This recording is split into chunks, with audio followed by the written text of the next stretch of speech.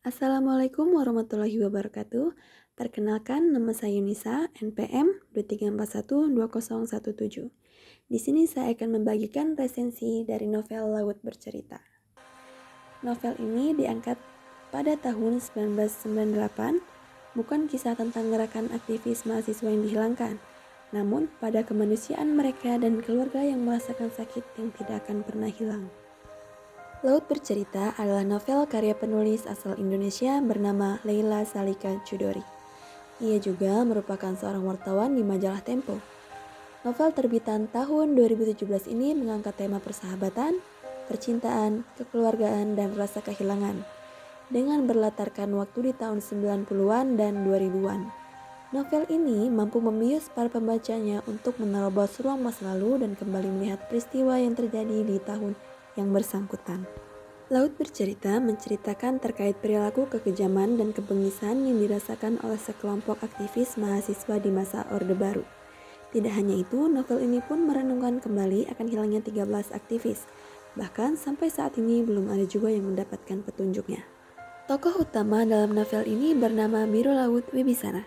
Pada era 90-an, Biro Laut merupakan seorang mahasiswa sastra Inggris di Universitas Gadjah Mada. Bersama teman-temannya membentuk kelompok perlawanan Wirasena dan Winatra.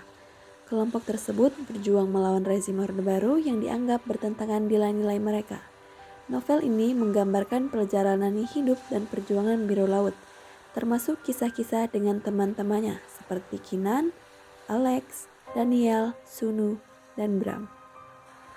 Cerita dalam novel Laut Bercerita terbagi menjadi dua bagian dengan jarak waktu yang berbeda. Adapun pada bagian pertama melalui sudut pandang tokoh bernama Biro Laut, sementara pada bagian kedua kisahnya diambil dari sudut pandang Asmara Jati, atau adik dari Laut yang mempunyai tujuan dan visi yang cenderung berlainan dengan Laut. Laut gemar membaca berbagai buku karyangan Pramudia Anantatur yang ketika itu peredarannya dilarang di Indonesia. Hal itu yang menekatkan dirinya secara diam-diam untuk memfotokopi buku-buku tersebut di salah satu tempat yang disebut sebagai fotokopi terlarang. Mulai dari sanalah dirinya bertemu dengan Kinan, salah satu mahasiswa FISIP yang memperkenalkan Laut akan organisasi Winatra dan Wirasena. Setelah bergabung dengan Winatra, Laut jadi semakin menggiatkan aktivitas diskusi buku bersama rekan-rekannya seorganisasi. Bukan hanya buku, melainkan beberapa konsep yang hendak mereka lakukan untuk menentang doktrin pemerintah di negara ini yang telah dipimpin oleh satu presiden selama lebih dari 30 tahun. Dalam novel ini, diceritakan bahwa Laut beserta rekan-rekannya melaksanakan beberapa aksi atau gerakan untuk membela rakyat yang telah diambil haknya oleh pemerintah. Salah satunya aksi tanam jagung Belangguan. Akan tetapi, jauh sebelum mereka melakukan aksi tersebut, Laut dan teman-temannya telah berdiskusi terlebih dahulu, yang dikenal sebagai diskusi Kwangju. Dari situlah awal mula Laut dan rekan-rekannya mengetahui dan mengenal arti dari sebuah pengkhianatan.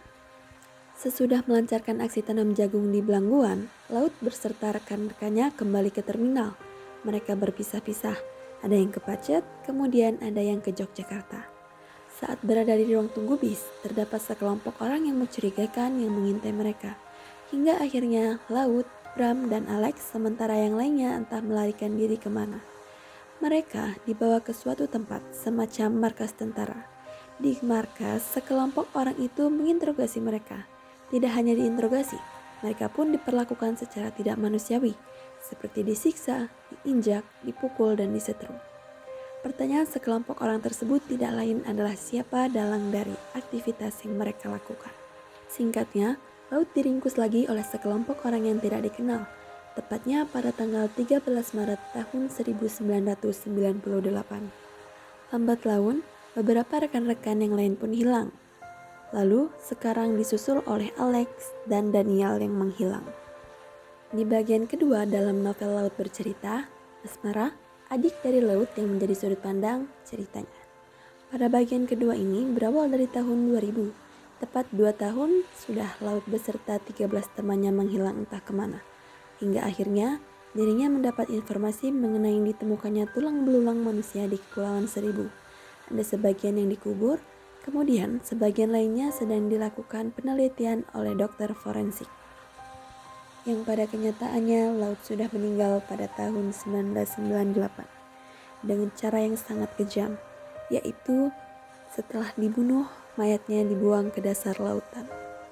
Sebelum Laut meninggal, Laut menuliskan secari kertas yang ditujukan kepada adiknya, yang berisikan, "Asmara, kukirimkan semua pesan ini melalui sayap-sayap ikan pari, melalui bunyi rintik hujan ketika menyentuh tanah, dan melalui bunyi kepak burung gereja yang hinggap di jendela kamarmu. Aku yakin kau akan bisa menangkap pesanku, membaca ceritaku, dan aku percaya kau akan menceritakan kisahku kepada dunia. Kakakmu, sahabat, Biru Laut Wibisana." Keunggulan dari novel Laut Bercerita ini adalah dari visualisasi karakternya yang tampak sungguhan atau nyata. Terlebih, bagian di mana laut disiksa adalah berdasarkan dari kisah nyata pengalaman dari para aktivis yang sempat hilang dan diculik pada Maret tahun 1998. Lalu, kemudian 9 berhasil kembali dan 13 dinyatakan hilang.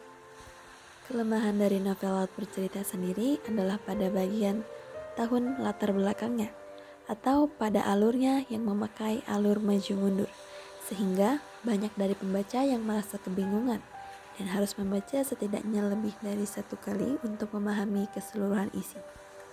Mungkin sebagian dari kalian masih penasaran, siapakah sosok dari pengkhianat di antara mereka?